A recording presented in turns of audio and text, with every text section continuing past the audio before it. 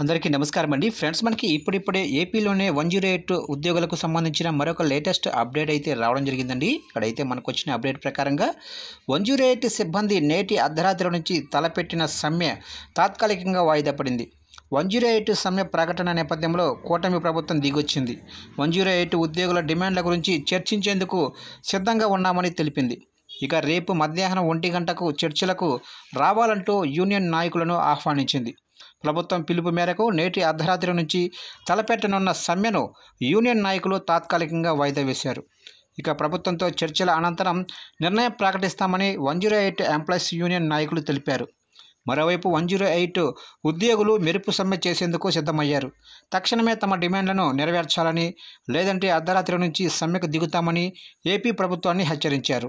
ఇక పెండింగుల్లో ఉన్న జీతాలు, ఉద్యోగుల భద్రతతో పాటు ఇతర డిమాండ్లను నెరవేర్చాలని డిమాండ్ చేస్తూ విజయవాడ ధర్నా చౌక్లో 108 సిబ్బంది రిలే నిరాహార దీక్ష చేపట్టారు.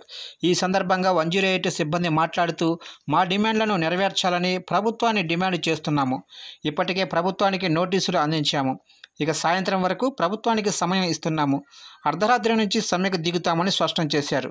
ఈ తరుణంలో దిగొచ్చిన కూటమి ప్రభుత్వం 108 యూనియన్ నాయకులతో చర్చలు జరిపేందుకు సిద్ధమైంది. దీంతో నేటి అర్ధరాత్రి నుంచి జరగవలసిన సమ్మె వాయిదా పడింది.